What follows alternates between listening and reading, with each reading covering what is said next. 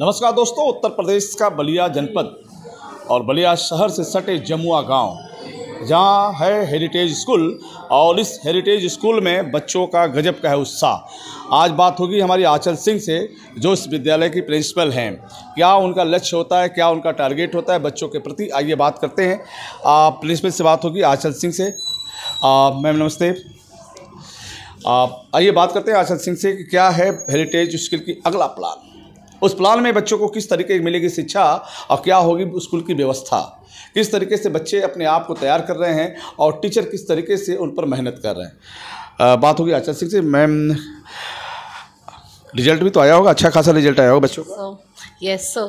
Last year we had around 95% students, like more than 10 students scored above 80, and the rest of them scored around 80 to 85, sir. So we have a strong academic background, we have experienced faculty members, and we focus on each and every student, sir. Yes. Ma'am, school की आधारशिला कब रखी गई? जब उस समय school रखा गया तो विद्यालय परिवार ने क्या सोच रखा था कि हम इस जगह पे इतना बड़ा विद्यालय दे रहे हैं, तो क्या उद्देश्य रहा उस वक्त? Yes, sir. So we have like foundation हम लोगों ने 17 जनवरी 2014 में रखा था, एंड हमारी स्कूल की इनॉग्रेशन हुई थी 17 जनवरी 2016.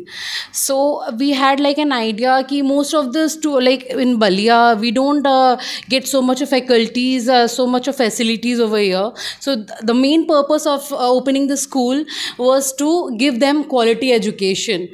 Like we have hired faculty, experienced faculties, and like we are incorporating like integration technology is there. We are opening we are opening something. We are coming up with the smart rooms and everything, so that we can make up the students and we can prepare them for this real world. Ma'am, एक चीज़ और बात करते हैं। जैसे बहुत से ऐसे बच्चे हैं जिन पर ज़्यादा मेहनत करना पड़ता है, उनके अभिभावकों, उनके माता पिता को भी समझाना पड़ता है। ऐसे भी कुछ बच्चे हैं जो कुछ करना चाहते हैं आगे चल के। Yes sir, definitely sir. हमारा एक एम है कि जो वीक स्टूडेंट्स हैं हम लोग उस पर ज़्यादा फोकस करते हैं। Like every Saturday our teachers call them in person, parents को पर्सनली कॉल किया जाता है और उन्हें बताया जाता है कि आपके बच्चे इस सब्जेक्ट्स में वीक है। तो हम लोग स्कूल में तो ध्यान रखते ही हैं, और एट द सेम टाइम हम लोग पेरेंट्स को यही कहते हैं कि आप लोग घर पे भी बच्चे पे ध्यान दीजिए। एंड सर बहुत सारे स्कीम्स हैं, बहुत सारे मेथड्स जो हम लोग अपनाते हैं वीक स्टूडेंट्स के लिए, ताकि वो लोग पेस अप कर पाए अच्छे बच्चों के साथ। मैम, इसमें बच्चे कितने होंगे स्कूल में?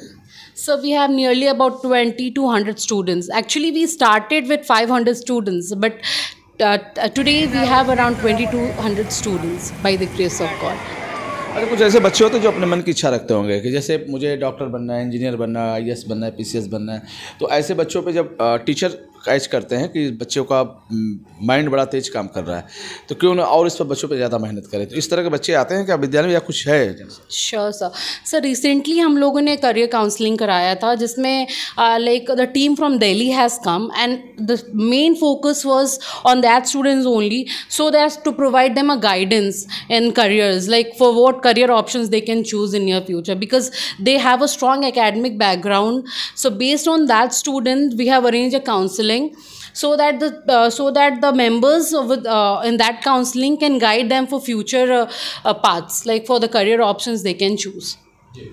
बच्चों को तैयार करने में सबसे बड़ी भूमिका जो होती है देखा जाए तो टीचर की होती है, और यदि टीचर बच्चों को अच्छा मिल जाए तो उनकी शिक्षा में और निखार आ जाए, वो बहुत कुछ कर सकते हैं। तो ऐसे टीचरों का सेलेक्ट आप कैसे करती हैं, ये बच्चों को तैयार करने में एक बेहतर साबित होंगी?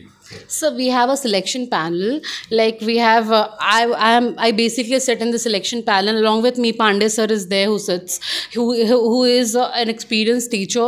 He has we choose the student, like we give a task. We ask them for a demo class. Then the teachers goes in the class and they just deliver the lectures over there. And then we take the feedback from the students, like how the teacher has explained everything. So based on that we hire those teachers over here. So it's like the minimum basic qualifications should be B.Ed in our school. ये प्राथमिकता रहती है? Yes sir. अच्छा, दूसरी बात ये है कि जिस सेंटर पे हम हैं ये राष्ट्रीय राजमार्ग है और हमें लगता है कि इस सेंटर से जनपद के कई कोने से बच्चे आते होंगे, उसके लिए संसाधन की आवश्यकता पड़ती है, उसके लेकर विद्यालय क्या कर रहा है? Sir, like we are providing bus services to each and every students whoever who is availing, जिसको भी चाहिए बस फैसिलिटीज़ की सुविधा उपलब्ध है हमारे यहाँ सर। दूर दूर से बच्चे हमारे यहाँ आते हैं।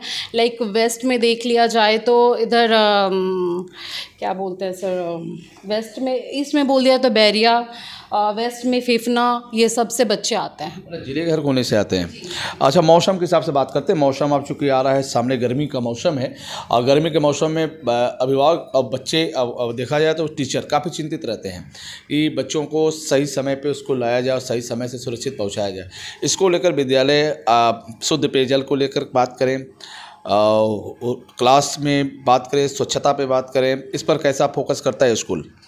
Sir we have installed chiller in our school. RO के साथ चिलर मशीन है जो बच्चों को ठंडी पानी उपलब्ध कराती हैं स्कूल में, और भी बहुत सारी चीज़ें हैं सर। लाइक हम लोग प्रोवाइड करते हैं नींबू पानी।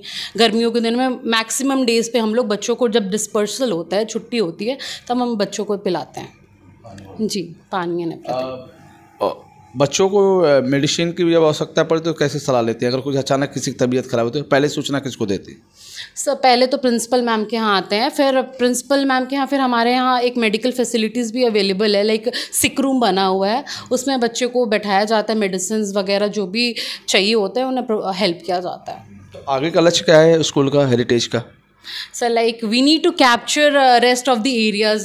अभी तो बच्चे दूर दूर से आ रहे हैं, तो हमारा मेन मोटिव यही है कि क्वालिटी पे इतना ध्यान दिया जा रहा है सर, ताकि हमारे स्कूल का एक दूर दूर से बच्चे अट्रैक्ट होके आए। यहाँ पे ऐसी सुविधा दी जा रही हैं सर कि सारे यहाँ पे बच्चे आए यहाँ। जी, बहुत से ऐसे बच्चे होते हैं, उनके अभिभावक किसान भी होते हैं, व्यापारी भी होते हैं, बिजनेसमैन भी होते हैं, सर्विसमैन भी होते हैं। कुछ बच्चों के बजट भी फेल हो जाते हैं परिवार को पढ़ाने के लिए, कमज़ोर बच्चे भी होते हैं, तो उनके लिए भी स्कूल कुछ अलग से करता है?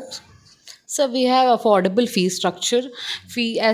ऐसे बहुत सारे पेरेंट्स हैं सर जो एग्ज़ाम टाइम में आते हैं, लाइक फिर हम लोग ये करते हैं, उनकी फ़ीस माफ़ कर दी जाती है। बिकॉज़ जो केपेबल नहीं है, तो ये हिंड्रेंस नहीं रहना चाहिए कि बच्चे पैसे के बिना पढ़ रहे हैं, तो ये हम लोग सेकेंडरी चीज़ें रखते हैं। पैसा लाइक फ़ीस अगर नहीं भी क्लियर होता है सर, तो हम लोग बच्चों को पढ़ाते हैं। जी, बात हो रही थी आचल सिंह, उन्होंने कहा कि कुछ ऐसे बच्चे भी हैं जिनके परिवार के लोग कभी फीस में बाकी रहता है, तो उसको भी शिक्षा में बच्चों को किसी प्रकार की कोई दिक्कत न हो, स्कूल पूरी तरह से गंभीर रहता है और साथ ही उनकी फ़ीस को भी माफ़ करता है।